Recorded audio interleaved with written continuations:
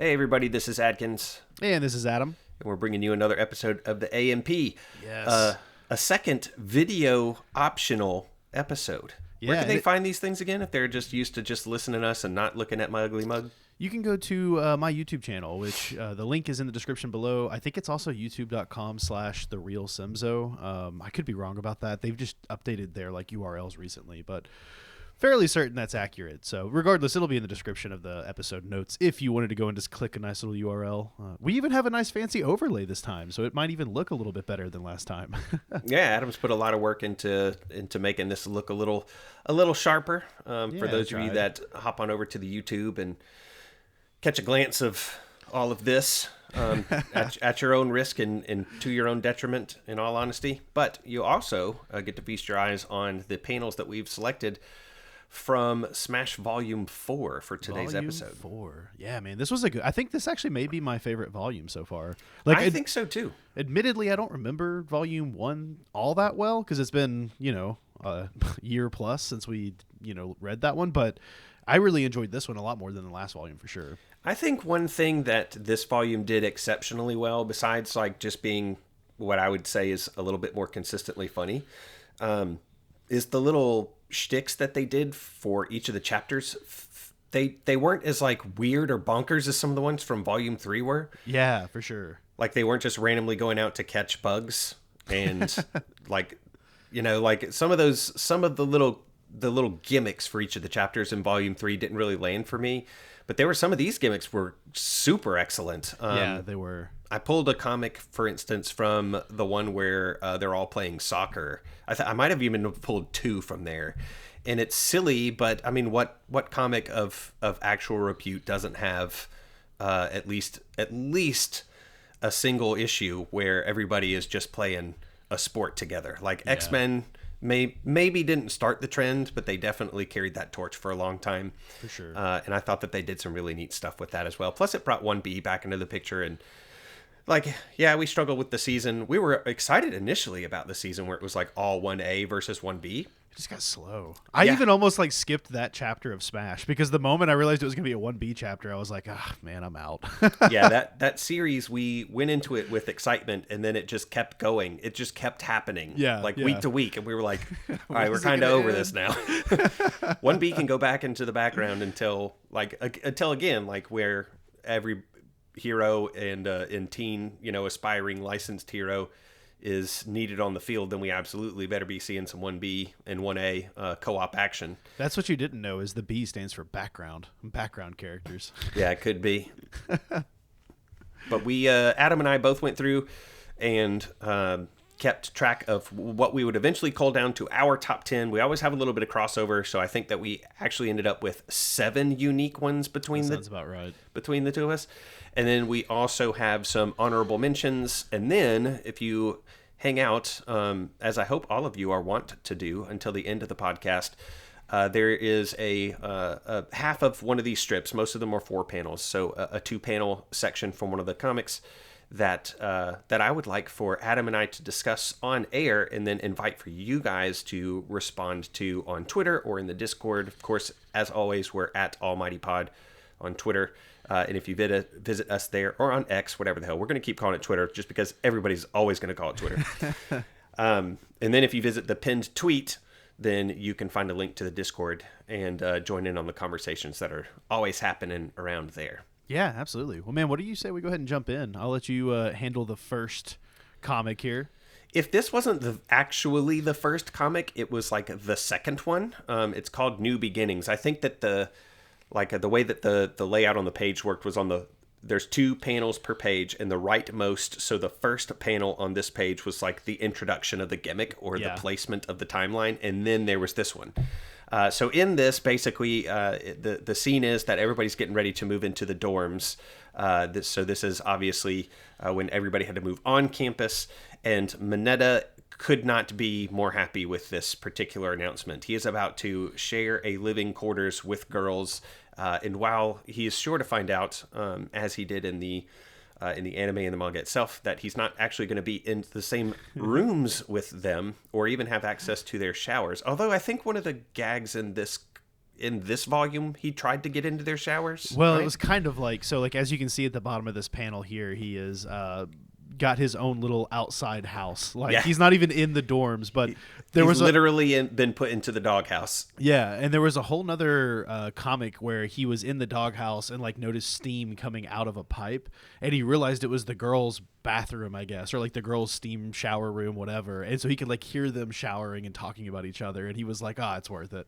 There's another one somewhere in volume 4 where he tries to like sneak in, and they just blast him into dust. Yeah, it's April Fool's Day. That was actually one of my favorite comic like volumes in this. I guess it's not a volume, but one of my favorite chapters, because he decides that he is a girl. He tells everybody like, "Oh, by the way, I'm actually a girl," and he tries to sneak in the showers, and Momo had created like a shotgun, like an improv shotgun. A security system that just vaporizes him basically, and the girls spend a little bit of time like congratulating Momo for having it dialed in just right. It just obliterates Mineta. He no longer exists in that particular panel. But I think she even says like, "I weighed the gunpowder perfectly." Yeah. It's just funny that in this they don't even let him in the door. They're like, "Nah, man, this is yours," and it's literally a doghouse. It even has a like the collar. A collar and a chain. It's pretty good. I love it. Mineta's been relegated to the doghouse. You and I chose the same first like 2 or 3 comics, so all of our overlap were like the first few that we chose. So the next one we've got is called Different Notes for Different Folks. And this one's like really quick. I don't even think there's any real text to read. It's just kind of showing all the different people like taking their notes and doing things differently. You can see that they've got some people that are on team earphones, where basically they're wearing earphones there. The earbud styled ones. Yeah, like what you're wearing right now. People can see that. Compared to team headphones, which is like what I'm wearing. Correct. And then they had team speakers, so someone that's just listening to music or whatever through the speakers. And then the last one was Momo, team live music, where she's literally bringing in like her own little quartet or something, just like bring her own live music. I thought that was great. And specifically, it's violins, which feels very that feels very upper class of Momo. I liked too the different characters. Obviously, on team earphones, you have Jiro, because like that's her quirk, that's her thing. Ida is also wearing them. Team headphones is Kaminari and Mineta. Team speakers makes all of the sense as well to me. Mina and Kirishima. Or is that Sero? I think it's Kirishima. No, that's Kirishima. He's curling. He's curling, yeah.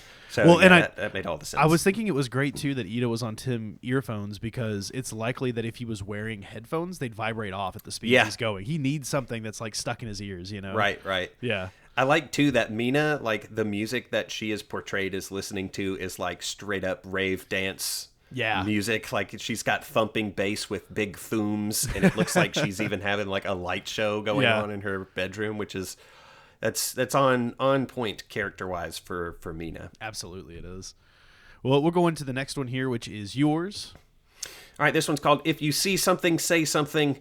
The basic shtick here was that Endeavor was trying to get something to Shoto or to meet up with him or something after they had moved into the dorms. Yeah, because it's his birthday. And he wants to celebrate it, but doesn't want him to know he wants to celebrate it. Yeah, and like for some reason Endeavor couldn't like go into the school. I can't remember what the reasoning for that was. Or maybe it was just like you're saying, he just didn't want to be seen being affectionate towards his own son. There was like in one of those early panels, there is kind of a side note of like, pro heroes aren't allowed at the school unless they're teachers or something. I think it was like a security lockdown or something.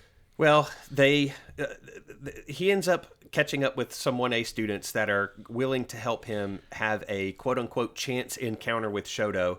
But the way that Endeavor has decided to disguise himself is super sketch. Like he's dressed basically like the Unabomber. He's got like a dark jacket, like a skull cap, and a full face mask. And he's sitting by himself with a gift on a set of swings, waiting for Todoroki to walk on by.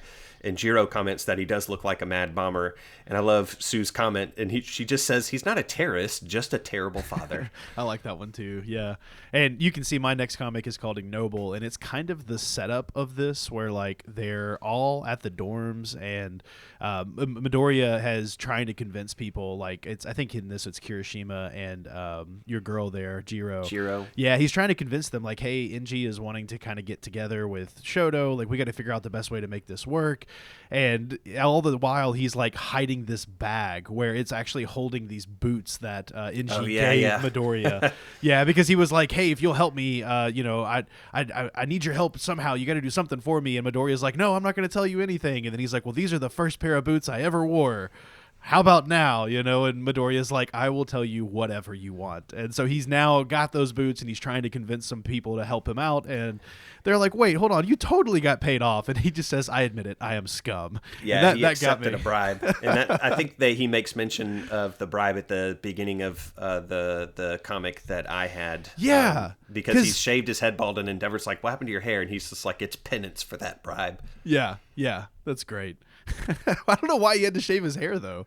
I don't know. Maybe it's a Japanese culture thing. Like, oh yeah, even in like ancient Near Eastern times, the shaving of one's head was sometimes inflicted militarily as a punishment or an inflicting of shame on conquered peoples. Sure. Well, I know the next two are yours, so I'll go ahead and let you intro these. All right, these two.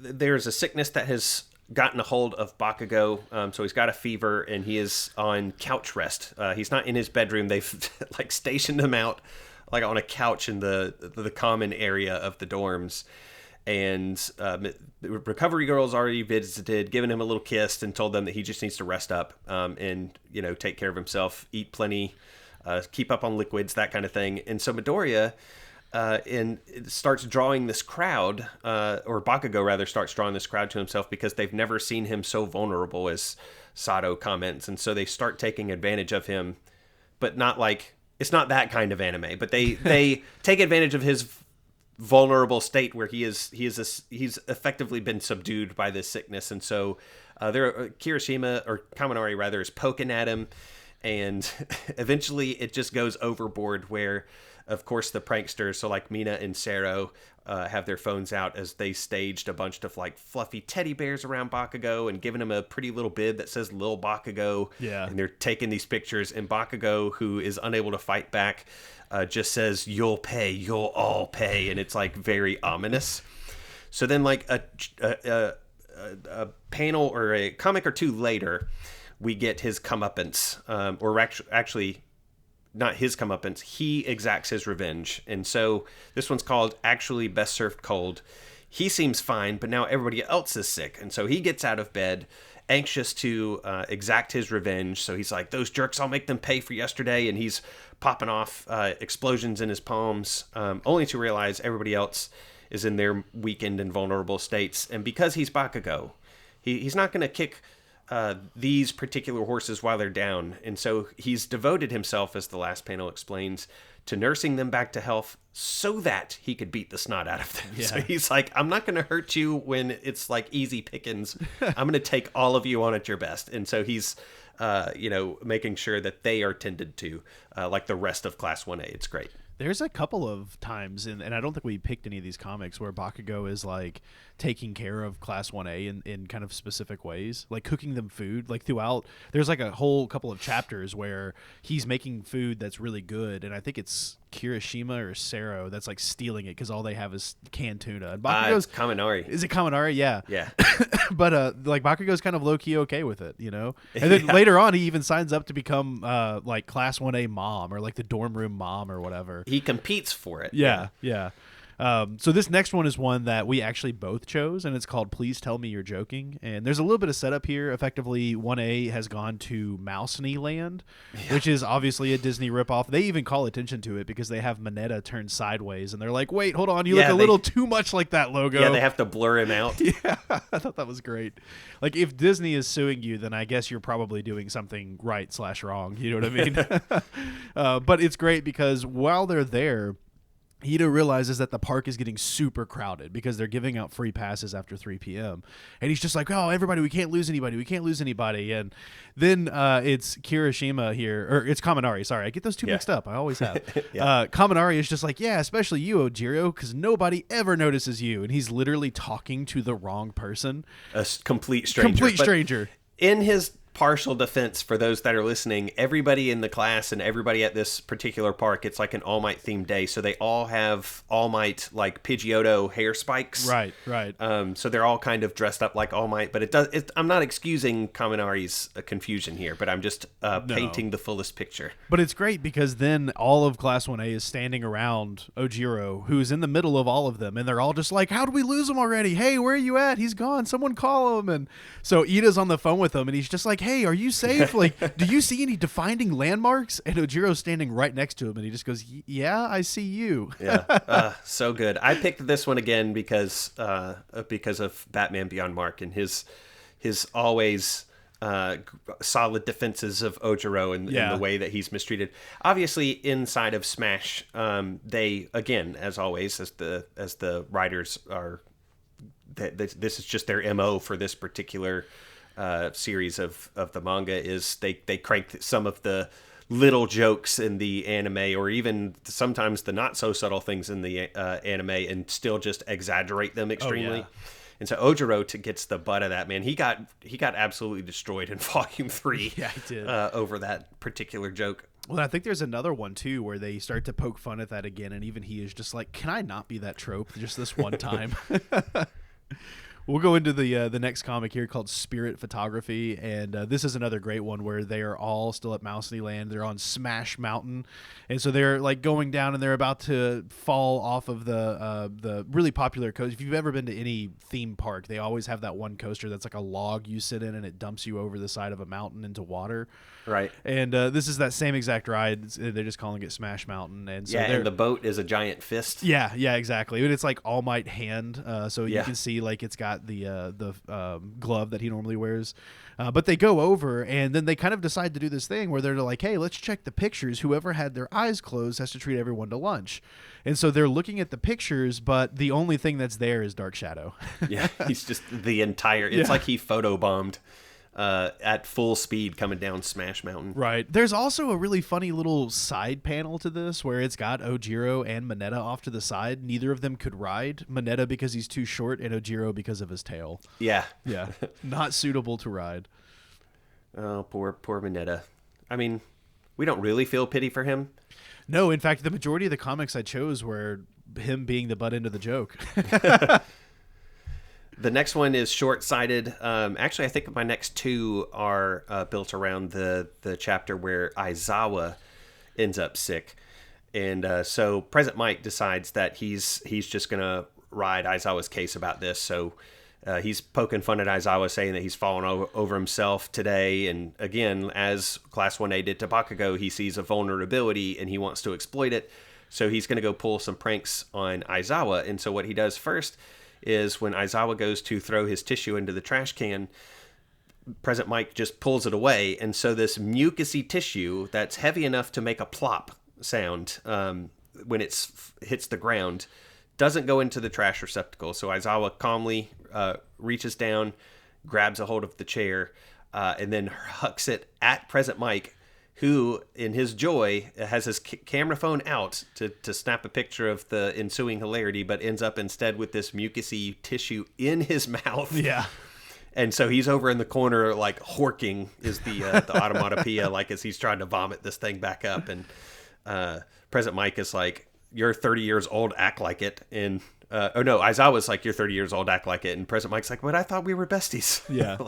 I thought this friendship was inviolable and I could do what I want and get away with it. And Aizawa, he doesn't take any crap from anybody, whether he's well or not. There was a weird moment in this panel when I read this one because I was like, oh man, Present Mike's my age.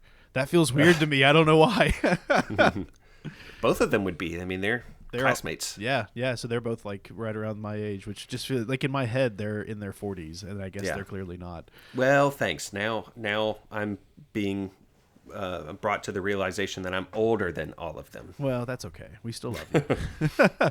So mine is next one is called Inherited Shame, and this is where their Class 1A is still at Mousely Land, and it looks like they're at the gift shop, and they see all of these different like keychains that are various heroes, and there are a couple of kids that are like, oh yeah, they still have got a Best Genus left, and the other little kid says, "Yikes, nobody's buying the endeavors." And the other child says, "Well, why would they? He sucks." And then off to the background is Todoroki just standing there like, "Ah, crap."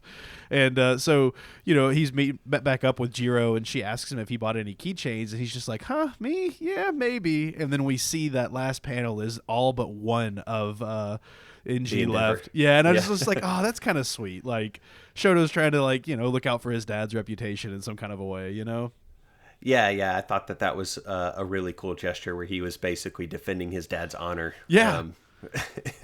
In the economy, he's like, "Oh, I'll buy all these endeavors so that people think, wait, maybe he is cool and I'm just wrong." Right, yeah. Especially like, after that one chapter, the entire chapter is all about NG trying to surprise Todoroki for his birthday, and then he doesn't even do anything. Yeah. My next one's called A Rational Solution. Aizawa has gone to visit Recovery Girl, who informs him that she can't really help him because this is allergies and she only boosts like regular healing, and this is totally like an immune system deal. Mm-hmm. So he's kind of on his own. She says the only thing that you can really do is just to avoid exposure to pollen. And so what he does is goes and he gets 13 suit. And so he's in class telling everybody in the class to enter their seats, and they're just like, "Wait, like 13?" And as I was like, "No, it's me. I'm just wearing this until pollen season is over." And I totally feel that. Yes, I had that same thought. And I think there's even a chapter where Momo creates like an air filter for the class. And I was like, gosh, what a great way to be able to utilize that quirk. Because I think you and I both could use something like that. Yeah. If the audio is not telling that tale, I don't know what will. Yeah. So my next one is called Obvious Punchline, and this one is great. I wish I could remember the name of this item, but the one of the students brings into the dorm room, I think they call it a kotatsu, which is... I think that's right. Yeah, so, and it's basically like a table that has a heater under it with a bunch of blankets and stuff, so that way people can sit up under the blankets and the table and stay warm during the cold seasons, and then during the warm seasons, you take the blankets and the heater parts off, and it's just like a regular coffee table. But there's literally like an entire chapter that is just these kids like being stuck under that warm blanket because they're all so cold. And at one point in time, Mineta like feels somebody's leg, and he's just like, "Oh, that muscular calf. It's got to be Ashido. It's got to be," And so he's thinking he's sitting there like playing footsie with her, and it's like, "Oh, it's just gonna be an accident or whatever." And then Sato rolls over and it's like, "Huh, you need something, Mineta? That tickles." And Mineta is panicking. Yeah, just freaking out, man. Every time he feels like he takes one step forward, he's actually ended up taking two steps back. Every like, time. That's the running gag with him, especially in Smash. I love it. I think this is my penultimate one. Really? Second to last. I think so. Yeah, before we get into my honorable mentions. We're kind of moving through these. We really are. Smash Volume is meant to be short form. We're just not very good at that normally. Yeah. So this one's called Coach Akko's Orders. And this takes place in what I think might have been my favorite gimmick chapter of Volume 4. Again, it's 1A versus 1B in soccer. And this side of Ochako comes out that surprises everybody, where she just takes over head coaching and is actually quite adept at it. Yeah. But she's also kind of surprisingly aggressive about it, which kind of runs a little counter to her normal character. But she's like, losing isn't an option, which is speaking Bakugo's language. So he's like, "You said it, round face." And Jiro's wondering when Uraraka got characterized as the jock girl, which is a little meta, but was fun. And she says, "All right, listen up. I want a 4-5-1 formation with Ojiro leading." And this Ojiro's just like, "Wait, hold on a second. Me?" He's very confused. But Ochako explains it. He says, "That's right. Your pure physical abilities put you in a league of your own, and having that tail gives you a wide variety of attack options." And everybody seems to agree. This is Mark's favorite panel of Volume 4. But it's followed up immediately with, "But we can't have that fur killing every hit." And so they basically shave the tip of his tail so that there isn't like a dampener when he goes to swat at the ball. And so she says that he's getting a makeover, and his poor little naked tail it's even more awkward than the floofball ended tail for sure. This one had me cracking up. I like the idea of him just being shamed for that. And I don't know. There was some, like, when I was reading this too, I was just imagining when he hits people with that tail, do they get like tail fur stuck in their mouth or something? You know, like, gross. Yeah. The only thing that might have made this panel a little better, and it would have been, I think, a little bit more difficult to draw. It would have been funny if they also had to put him in like a cone of shame. You know, like when an animal gets, you know, like a rear leg shaved for surgery, they put a cone on him. It would have been hilarious for him to be walking around with a cone after having his tail shaved. Would that be like around the tail end there, or would it be around his head? I think it would be around his head. Yeah. I guess around the tail end really would make sense. That's okay, though. So my next one was Guttermind. There were actually, I think, 2 chapters where the villains were like the main kind of characters that the chapters focused on. And in this one, they've decided that they're going to infiltrate UA, and Kurogiri does it in the most genius way because he's like, yeah, I went online and just signed up for the tour. I used fake accounts, so they'll never know it's us. And they're all kind of disguised in their own little get-ups here. But, you know, it's great because Dabi is asking him, like, hey, are you sure this isn't a trap? And he says, yeah, I use dummy accounts, so I don't think they can trace us. And we kind of see what everybody is wearing. And this is where Shigaraki's just like, more importantly, why are you wearing that? And Kurogiri thinks like, hey, what's the problem? And he just says, I'm surprised there's no sensor bar. So Kurogiri gets up to go to the bathroom to change. And, you know, I think it's Shiggy that's just like, well, if you're taking a dump, make it quick. And he goes, no, I'm going to go in there to change it. He goes, quit it. You'll just draw more attention that way. That had me cracking up. And then he's dressed like a mushroom, so he looks like a giant penis. That's true. I'm not doing a great job of describing this to our listeners. I apologize. I'm assuming that you guys are watching the videos, which is removing my need to describe. You're really you're drawing them into the YouTube content for sure. I'm not meaning to. Occasionally, I have to remember that. I know. I'm looking at it right now, and I know that some people will be too, so that's my bad. But yes, he is wearing a massive mushroom head, so he's kind of obviously looking. He's very phallic. Yes. And in Japan, you know, they show a lot more than American animation gets away with, but they don't show any like genital area stuff generally. Right. And so that's what the big joke is. But it's not that kind of anime, and he's not that kind of villain. Question mark? No, like he's not actually. I mean, obviously he's portrayed as very pure-minded here. I mean, it's right on the title. Sure, yeah. Like he wasn't thinking about the fact that if he puts a mushroom on his head, that he looks like a big old dong. Sure. So he was actually very shocked and shamed and embarrassed when Shiggy called him out for it. Well, next up is yours. Yeah, this is networking. This one was kind of towards the end of the volume, I believe. The gimmick for this chapter was that they had a Mother's Day. And I remember NG taking offense at the fact that they screwed up Parents' Day. And so he like tried to sneak in because obviously Rei is still, she's still at this point, not in the anime. Or maybe, is she still institutionalized in the anime? I can't remember now. At this point, she would have been, yeah. At this point, for sure. Like during the time frame of Volume 4, she's still institutionalized. But currently, as in right now, I don't think she is, no. Yeah. Because she showed up to the hospital with the rest of the Todoroki family. Yeah, that's right. So, Uraraka's parents are there, or her mom is there, and she wants to show out. She wants to impress her parents, and so she's like, I want to show off how good I am so Mom stops worrying. I want her blessings so I can start my career. And so she's impressing everybody in 1A. And her mom, instead of watching Uraraka, who is looking over her shoulder as she's like beating up a dragon in the background, finds that her mom is otherwise engaged speaking with All Might, asking him, when it comes to rebuilding these grounds, do you guys private contractors? Or because her and Ochako's dad own a construction business, and she's basically trying to get that contract. Yeah. And so All Might's like, I'm not really the guy to ask. And Ochako's freaking out because she wasn't even watching Ochako be the badass dudette that she is. I like that one. So my last one here, I believe, is called Baku Oblivious, yeah. And basically this follows up from the mushroom head joke of the last one, where All Might is giving all of the people taking a tour a demonstration, and he is repeating basically the villain/hero team up that he had all of the students do, except the students are teaming up with one of the visitors. So in this particular panel, we've got Bakugo and Kurogiri, who is dressed up still like a mushroom, and then we have have Deku and Shigaraki on the other team, and it's hero team versus villain team. Bakugo is the villain, Deku is the hero.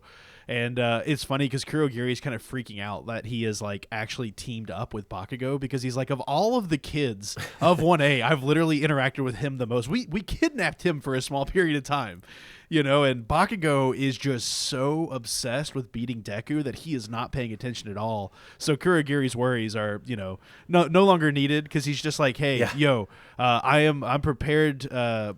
He says, yeah, hey, yo, Shroom. And Kurogiri's just like, yeah, what is it? And all the while, he's thinking he's going to be found out. So he's like, I'm prepared to warp away if need be. And poor Bakugo is just like, if you don't want to die, stand back and watch me work. You're worm food, Deku. And Kurogiri's just happy. You know, thank goodness he only has eyes for that other child. Phew. Yeah, he could have just looked at Bakugo and said, this is it. This is my quirk. It's that phenotype quirk. Yeah. You know, it's the what is it? The metamorph, or we always forget the term. Oh, yeah. But anyway, that he could have just been like, this is it, man. Like, I look like a mushroom. I got nothing for you, yeah. man. Well, and it's great because there's another one where Shigaraki is talking to Deku, and Shiggy's like, you know, I can't show off my quirk because he's immediately going to know who I am. And Deku just assumes he's quirkless. And so he's like, Bakugo, hold on, don't attack him. And Bakugo's like, you think villains are going to care if someone's quirkless? And Shigaraki's all like, oh, man, a kid after my own heart. All right, now I think we are getting into our honorable mentions. Yeah. These were either single panels or other comics that didn't quite make the top 10 cut. All right, so the next panel, or it's not really a panel, I included the entire comic here, but this was definitely in our runner-up.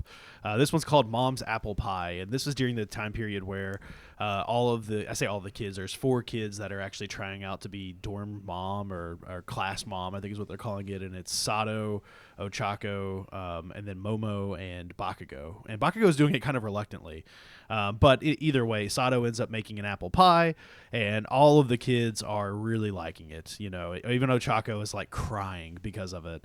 And at the very end, the last panel here is Shoto Todoroki, and he just says, "I wish I had a mother who baked pies instead of my face." Yep. That hit me so hard when I read it. It just that line is why that whole comic is in there. Like, I singled out just that panel because that line by itself made me laugh out loud. It was so unexpected to be that dark, and he's got such a nice little smile on his face, and I could totally see him saying something that like just dark and you know, in such a calm manner the way he does, you know. Do we need to add this to our list of shirt ideas, like the you know, a big picture of Todoroki's face with this quote underneath it or on the back? Oh, that would be good. But I feel like I might buy that shirt. We might get sued for that. Maybe if we did like Todoroki's face as an apple pie or something like that. Yeah, we could get creative with it. Yeah. But yeah, that line was comic genius. Yes, it was. I never expected a Todoroki mom on blast joke like that. Yeah. And then this one was one of your runner-up panels. Yeah, so it was the gimmick was kind of odd. It was kind of set up like MXC. Do you remember that Japanese game show that got like crudely dubbed? Yeah, that show. I used to love that show as a kid. So in that, they had a game where you had like a wall that had 6 doors in it, and like 1 or 2 of them you could run through, and the other ones were just like plywood. Yeah. And so you would smack and bump on it. And the point was to choose all the right doors to get through the walls. So it's kind of similar to that. There's a wall, but there are only 2 options. And a question in the middle asks, who are you going to save? And All Might apparently went through several iterations of this conundrum. This would you rather save the person on the left or the person on the right? And to make your selection, you just burst through, the picture of whoever it was. And the way that it started apparently didn't set well with him, so he went back and changed who it was that they were having these options for. It was like, are you going to save dark present Mike, or are you going to save lighter present Mike? Yeah. Just to make the choices not as aggressive as they were in the beginning. And so one of these choices that they had, I guess, specifically designed for Shoto, was Fuyumi Todoroki or Enji Todoroki. And Todoroki didn't know which one he had picked. He had jumped through the left, through the one that had that would later be revealed to him was Enji, and he's just shown in the background absolutely frustrated and heartbroken that he had chosen to save Enji over Fuyumi, even incidentally, because they were obscured. He didn't actually make that choice, but he's still so flustered by the appearance of him making that choice that he's just got his arms thrown up in the back and is having a little panic attack back there, and it was really funny. Wasn't one of Midoriya's like between All Might and Shigaraki? No, his was his mom and somebody else. Okay. It may have been his mom and All Might or something like that. Something like that. But I just remember like all of them were pretty dark. No matter the option you chose, you were getting screwed one way or another. Right. And then I think we had one more, and this is the full comic strip. So this one was called Smile.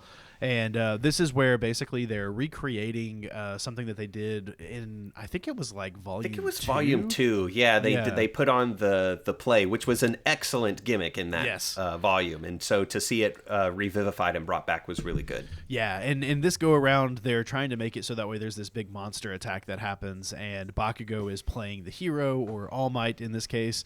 Midoriya has lent him like an All Might suit. And the villain has showed up, or at least some of the preliminary villains before the big bad monster has, at least. And this Bakugo All Might like shows up, and it's just like, you're done for. Why, you ask? Because I'm bleeping here. I thought that was great. Yep, that line is great. He's wearing an All Might replica costume because his costume was too aggressive, and so they wanted to make him appear a little bit more heroic.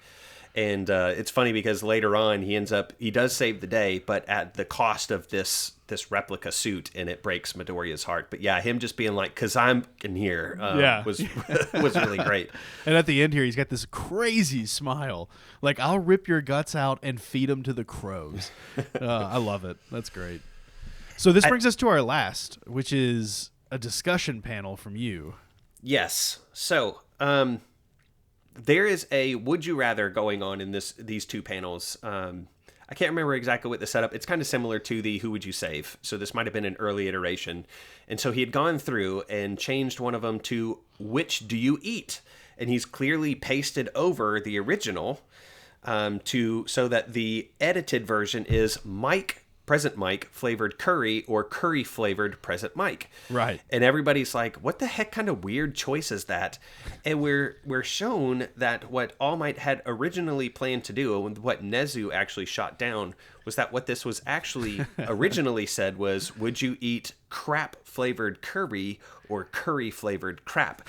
And that question is a classic would you rather.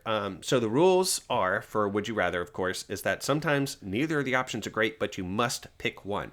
And so I put it to you, Adam. Would you rather eat, we'll go with chocolate. Would you rather eat chocolate flavored poop, like actual human feces, or would you rather eat human fecal matter flavored chocolate? That's a horrible question. There's not a good answer. Like, the best part is I'm going to let you answer, and then I'm going to drop some science on you.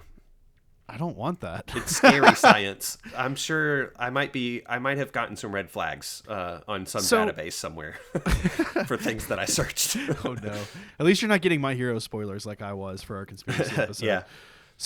So I either can eat chocolate flavored poop.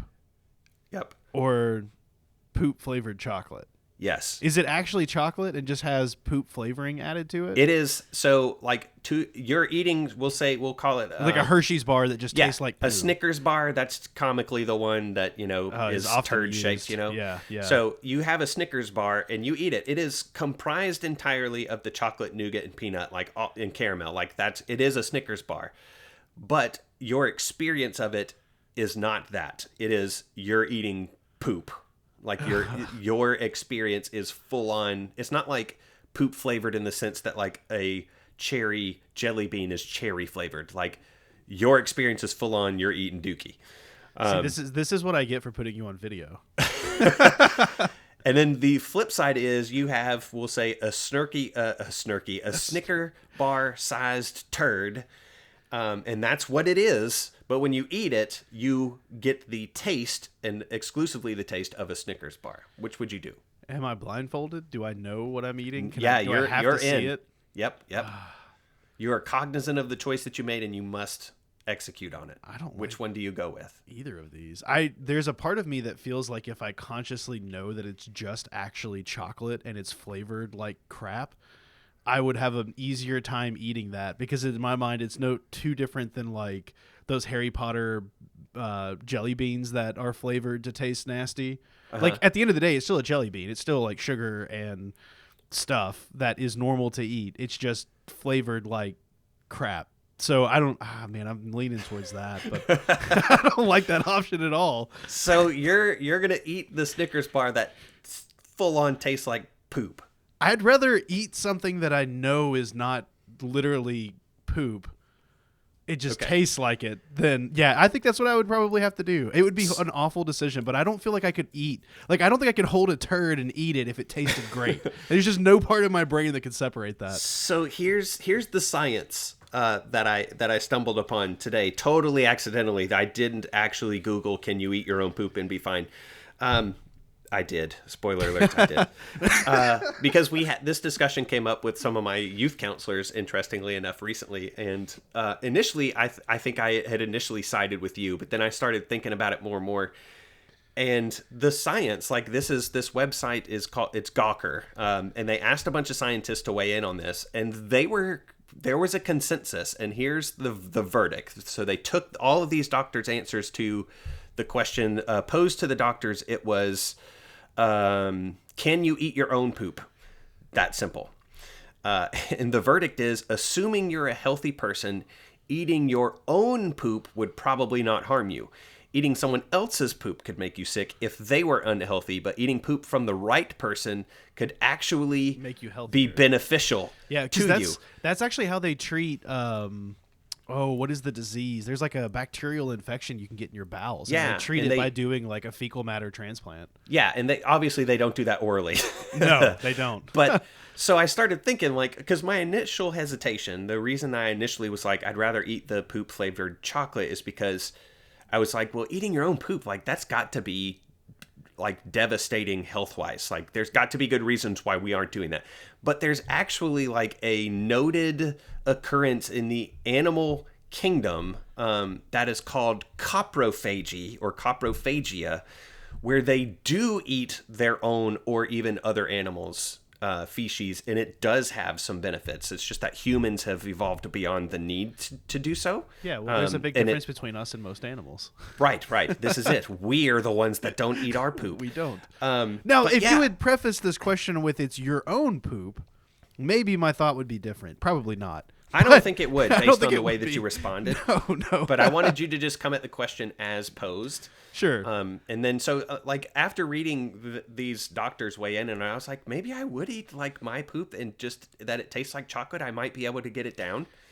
I think I would have a hard time chewing up a Hershey's bar that tasted like doo-doo. Well, but I would, yeah, man, I don't know. It's a hard question. There's no like great answer. It's just fun to hear people say why they picked one way or the other.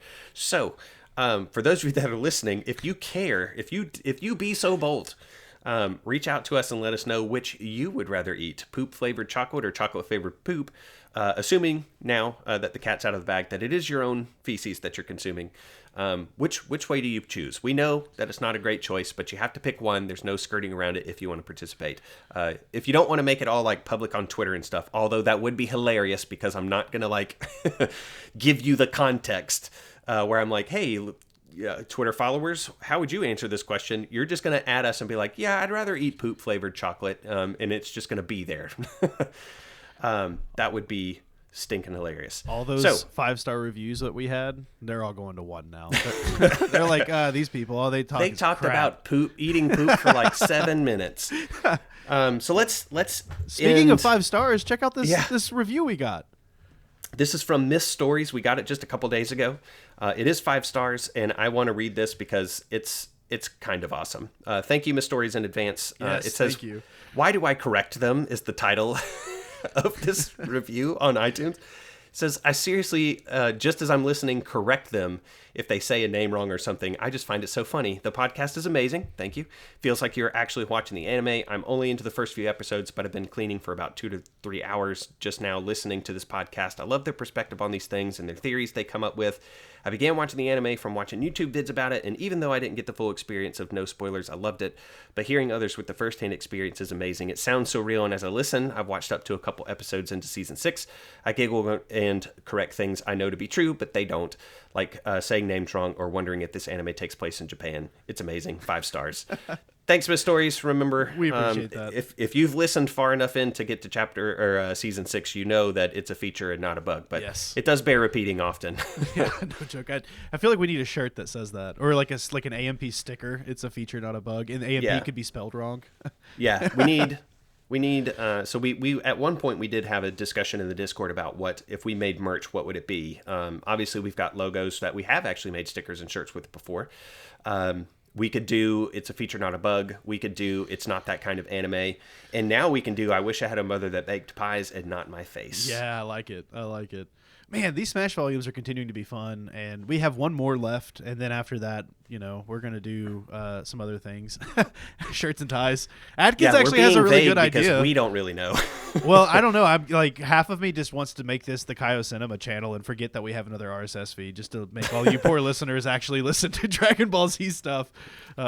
What's the Dragon Ball show that we've talked about doing? It's called like Dragon Ball Heroes. Yeah, Heroes. Some of the stuff I've seen from that actually looks really good. Like I watched the other day, it was like Super Saiyan 4 Goku versus Super Saiyan Blue God Super Saiyan, which sounds ridiculous to say. Yeah. Goku, and it was really cool. Like I'm down for Heroes all day long, so we're gonna have to get on that. Yeah, we just need to finish out the movies. We don't have that far to go. We made a massive dent in Kaio-Cinema before we had to put it on the back burner. But in addition to Smash Volume 5 and also Socks and Ties or whatever else we may come up with, we know for sure a couple of the folks on our Discord have been contributing. 2 people in particular, Stricken and Tomac, are going to make the My Hero Academia episode happen. They've sent in probably 30 or 40 memes at this time between the 2 of them. And that would be really good for the video format too. So Adam will appreciate that. And we'll just kind of do like a meme review that is My Hero Academia specific. So we've got that coming down the pipe. And I've also actually got confirmation today of an upcoming interview. Now, don't get like crazy excited. It's not like we're going to have Horikoshi on or anything like that. Oh, what? You didn't secure him? No. What happened to all that money I We gave don't you? even have Betancourt, man. But what we do have is connections with Ashes XO. And she was one we've talked about her product before. She was the one that was kind enough to give us a couple of coasters to give away in a recent giveaway, obviously. She's got a connection with Jasco, and they have been revamping the My Hero Academia TCG. We talked about that, I think, briefly in our last episode, where it's not going to be in the Universes system like it was. I think they're basically turning it into its own thing. Yeah. And she's a content creator primarily on TikTok, and she is getting some pre-release material. She's going to be the content creator that reveals a character and a foundation and an attack. And I know what her character is, but I'm going to keep that under the hat because I don't know if I'm supposed to know or if she's let that out of the bag officially. But after she does that, after she does her reveal, we're going to have her on to talk about the changes to that product. And who knows, maybe we can spin another giveaway out of it at some point. I know that the Ness, particularly in the Discord, has been keeping a really sharp eye on the card art. It's been revamped. It's going to look totally different. So Ashley has kindly agreed to come on to the AMP and let us pick her brain and... that'll be fun. I'm glad that she was interested in that. So probably late September before we get to that, but happening soon. That'll be really cool, man. I'm excited to do that or watch you do it, depending. I would assume that it would be probably easier one-on-one, but we'll find out. We'll see. We'll see how we end up doing that episode. Yeah, she might want to talk to you too. I mean, it's okay. I wouldn't know why. AMP fans don't like me. It's all right. Oh, man. Well, this has been fun, dude. I'm looking forward to Volume 5 and getting another episode in the bag. But we hope everyone enjoyed it. And let us know, what was your favorite strip that either you read from Volume 4 or that we showed you or talked about?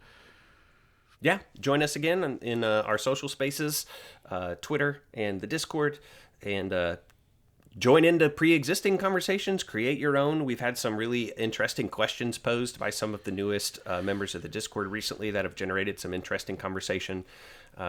And it's just fun. It's just fun community, us talking about My Hero stuff and beyond. Yeah, there's all kinds of other anime conversations going on in there. Yeah, so. yeah, and I promise we don't like drown the Discord channel with Dragon Ball Z stuff. No, it's barely talked about even. It really isn't. So we keep it My Hero. We don't force our DBZ stuff on just everybody, although occasionally we do get a little heavy-handed with it. Sometimes, but it's fun. Yeah, us and like 2 other people enjoy it. That's right. One day we'll have a huge Dragon Ball Z following, or maybe not. Hey, this week is the live-action One Piece. When we first started AMP, we had originally thought about covering One Piece as one of our shows. And so there's that part of me now that's like, I could probably keep up with the live-action version. Yeah, I'll definitely give it a watch. Yeah. It can't cover too many volumes of that, so it might be cool to kind of get a sense before I watch of how many chapters or volumes that it does cover, and then read and then watch. That might be a fun experiment for us. It might even be a cool AMP episode. That might be fun. For us to kind of dip our toes back into the One Piece realm and come into it basically blind. Yeah. I think we watched the first 2 episodes when we did that pilot. So that could be pretty fun. If I can find it, I'll send it to you. And I say I send it to you. I think I'm doing the editing this week, so I'll include it in the description or the show notes. But I actually saw on a Reddit post the other day that there is a website that has condensed One Piece down to like 40 hours. So they went through and they took the highlights of all of the seasons and they stripped out all the filler stuff, I guess, slammed it together, and they basically have like an hour-long episode per season or something like that. Mm-hmm. So you can actually get the full story of all of the high-level beats that you need in order to be like caught up with where it is right now. Interesting. Yeah, so that was kind of enticing because I'm like, oh, I could probably actually do that, Yeah, it was funny because I think it was Queen Jess who dropped back into the Discord channel just to ask if anybody... Yeah, she was talking about Gear 5, which is like Luffy's new transformation, Sure. or, Whatever evolution of his quirk, that. whatever they want to call it. Yeah. And she says, did anyone get Shirakumo and Sun Wukong vibes from Gear 5? And I said, I just got Roger Rabbit vibes. Because I don't know if you've seen it. I've not seen it, no. It is the most cartoony Looney Tunes thing. But most from of One what Piece little kind of exposure is. I've had to it. Right? Like, I feel like in general, One Piece is kind of cartoony looking. Like, I know it's an anime and it's a manga, so it's going to be animated, but... Yeah, but he's gone full on, like, kind of Wile E. Coyote, almost like manipulating as the artist himself would. Oh, wow. So it's very... almost like a meta power. It's very interesting. Like, the concept is really cool, but the aesthetic for it, when I first saw it, I was like, the dude is just a character out of Roger Rabbit. Now, again, that was just my reflex. I have no actual strongly held opinions on anything One Piece because I know absolutely nothing about it besides gum something and devil fruit. That's about the extent. And they're pirates. I think. Maybe. That's all I got, guys. That's it. Straw Hats. I don't even know what a One Piece is. I have no idea why the show is Isn't that the called treasure? That's the treasure that they're all after. Is it? I think so. Is it just they're going after one piece of treasure, or it's called the One Piece? I think it's called... Man, we're about to get slaughtered. Let's just stop posturing. Let's not even try. Yeah. It'll be fine. The people that want to yell at us the most will actually be the ones that tune in when we do the manga versus movie comparison of the first One Piece live action movie. That'll be fun. That'll be great. Anyways, we hope you guys enjoyed the episode, and we'll see you in a couple weeks. See you guys.